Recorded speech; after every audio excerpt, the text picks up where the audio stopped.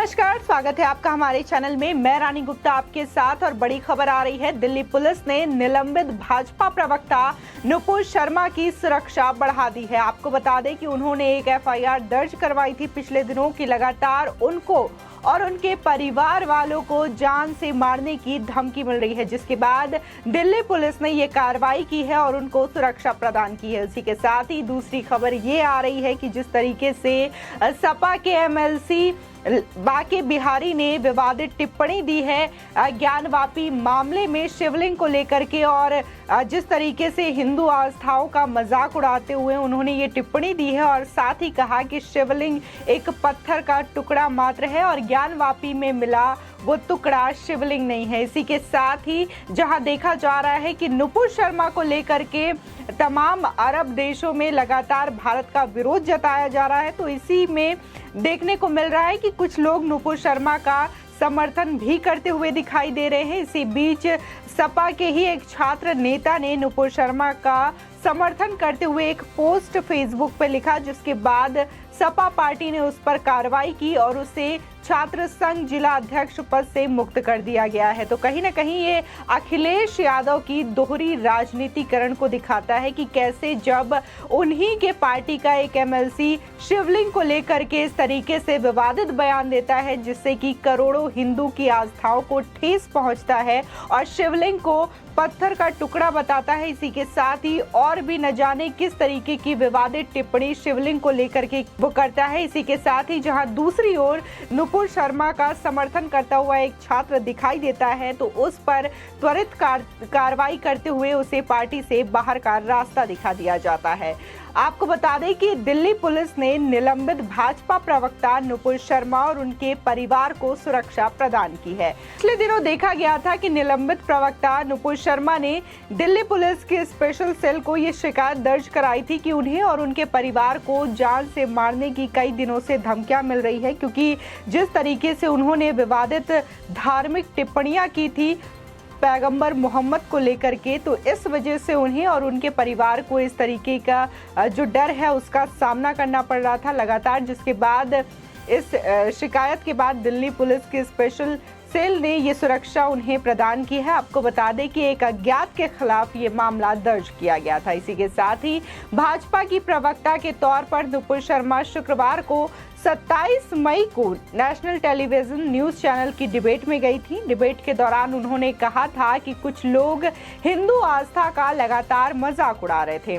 अगर ऐसा है तो वो भी दूसरे धर्मों का मजाक उड़ा सकती हैं। इसके बाद उन्होंने कुछ इस्लामिक मान्यताओं की बात कही।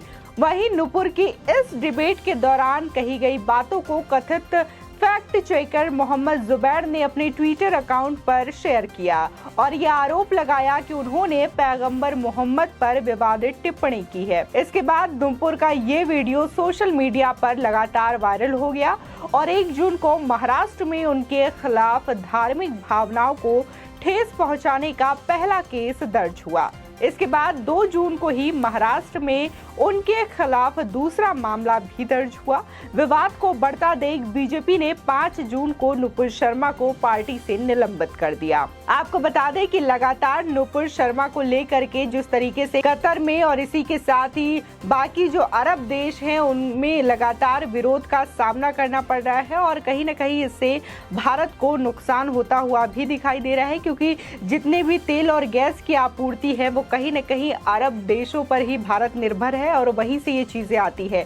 लेकिन इसके बावजूद कुछ लोग जो भारत में हैं वो अभी भी नुपुर शर्मा का समर्थन कर रहे हैं और ये उनके समर्थन में पोस्ट कर रहे हैं और इसी के साथ ही कतर को बाइकॉट भी कर रहे हैं। कतर एयरलाइंस को बाइकॉट कर रहे हैं, कतर के प्रोडक्ट को बाइकॉट कर रहे हैं और इसी के साथ ही अगर हम विपक्षी पार्टियों की बात करें तो वो भी लगातार बीजेपी पर ये आरोप लगा रही है। जिस तरीके से कांग्रेस और राहुल गांधी बार बार कह रहे हैं कि बीजेपी जो है वो दुनिया भर में भारत के नाम को धूमिल करने का प्रयास कर रही है, भारत की छवि को खराब करने का प्रयास कर रही है। तो अगर हम राहुल गांधी की बात करें तो जिस तरीके से वो गए थे कैम्ब्रिज यूनिवर्सिटी में और वहाँ पर उन्होंने जो चीज़ें कही थी भारत को लेकर के, तो उससे क्या भारत की इमेज दुनिया भर में बढ़ती हुई दिखाई दी थी या धूमिल होते हुए दिखाई थी, ये पिछले दिनों काफ़ी चर्चा का विषय बना हुआ था। लेकिन अब जिस तरीके से चीज़ें हो रही है उस पर राहुल गांधी ये कहते हैं तो पहले शायद उन्हें अपने आप को देखना चाहिए, जिसके बाद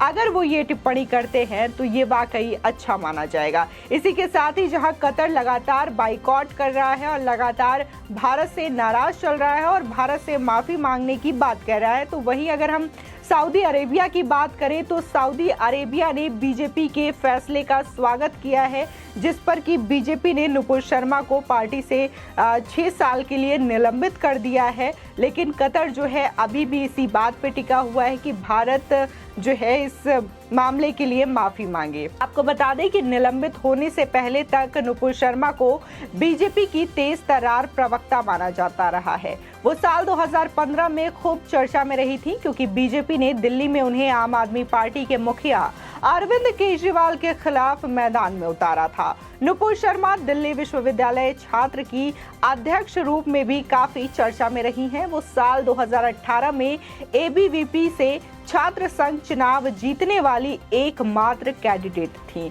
वहीं साल 2010 में नुपुर शर्मा ने छात्र राजनीति से बीजेपी की युवा मोर्चा की राजनीति में हिस्सा लिया और राष्ट्रीय मीडिया प्रभारी की जिम्मेदारी संभाली। वो पेशे से एक एडवोकेट हैं और उन्होंने लंदन स्कूल ऑफ इकोनॉमिक्स से पढ़ाई की है।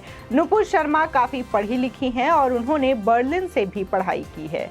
वहीं दूसरी खबर ये है कि ज्ञानवापी मामले पर सपा नेता का विवादित बयान शिवलिंग पत्थर का टुकड़ा होता है वाले बयान पर सियासत काफी तेज हो गई है और बीजेपी प्रवक्ता प्रशांत उमराव सहित ट्विटर पर तमाम लोग इस बात की मांग कर रहे हैं कि सपा नेता प्रतिपक्ष लाल बिहारी यादव पर सपा पार्टी कार्रवाई करे और उन्हें पार्टी से बर्खास्त करे। आपको बता दें कि बीजेपी प्रवक्ता प्रशांत उमराव ने सपा नेता द्वारा दिए गए विवादित बयान पर वीडियो शेयर करते हुए लिखा, समाजवादी पार्टी के शिक्षक एमएलसी और अखिलेश यादव द्वारा बनाए गए नेता विरोधी दल लाल बिहारी यादव का ये बयान करोड़ों हिंदुओं को आहत करने वाला है और ऐसे नेता को सदन से बर्खास्त कर देना चाहिए। आपको बता दें, दरअसल ज्ञानवापी मामले को लेकर अब भी विवाद थमने का नाम नहीं ले रहा है।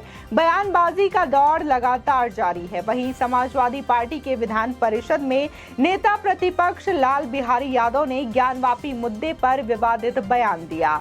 उन्होंने कहा कि शिवलिंग पत्थर का टुकड़ा होता है। नदियों से बहकर आए पत्थर हमारे लोग पिंडी बनाकर पूजा करने लगते हैं। जो शिवलिंग की बात कर रहे हैं, क्या उन्हें शिवलिंग की पहचान है? इसी के साथ ही आपको बता दें कि पत्रकार शुभांकर मिश्रा ने भी इस वीडियो को ट्वीट करते हुए उन्होंने भी ये कहा कि ये करोड़ों हिंदुओं की भावनाओं का अपमान करने वाला घृणित बयान देने जैसा है। इसी के साथ ही उन्होंने अखिलेश यादव से ये सवाल पूछा कि इन्हें पार्टी कब बर्खास्त कर रही है। इसी के साथ ही देखा गया कि जहां एमएलसी जो है इस तरीके की बातें करते हैं, उम्र दराज है, समझदार है, लेकिन इस तरीके की विवादित टिप्पणी करते हैं, इसके बावजूद सपा पार्टी खामोश है, अखिलेश यादव खामोश है। लेकिन वहीं दूसरी ओर जब समाजवादी पार्टी का एक छात्र जब नुपुर शर्मा का समर्थन करता है तो उसको तत्काल पार्टी से बाहर का रास्ता दिखा दिया जाता है। आपको बता दें, समाजवादी पार्टी ने नुपुर शर्मा का समर्थन करने पर अपने एक छात्र को जिला अध्यक्ष पद छात्र पद से हटा दिया है। बता दें कि बागपत से छात्र सभा के जिला अध्यक्ष अंकुर यादव को उनके पद से हटा दिया गया क्योंकि उन्होंने नुपुर शर्मा के समर्थन में पोस्ट किया था। दरअसल अंकुर यादव ने अपने फेसबुक पोस्ट में लिखा, पार्टी का विरोध और समर्थन अलग बात है, लेकिन नुपुर शर्मा को पूर्ण समर्थन है और हर हिंदू नुपुर बहन के साथ खड़ा है। महादेव के खिलाफ वो सुन भी कैसे लेती।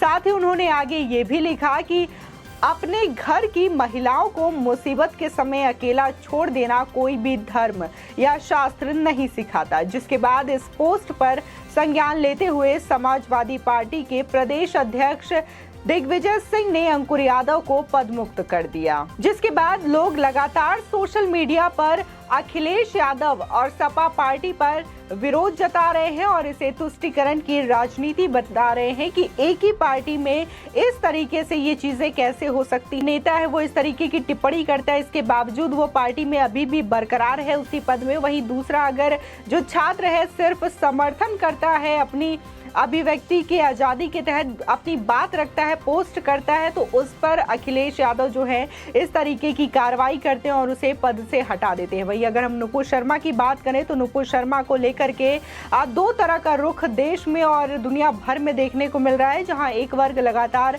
नुपुर शर्मा का समर्थन कर रहा है तो वहीं दूसरा वर्ग जो है इसके खिलाफ लगातार आवाज उठा रहा है और माफी मांगने की बात कह रहा है और जेल भेजने तक की बात कह रहा है।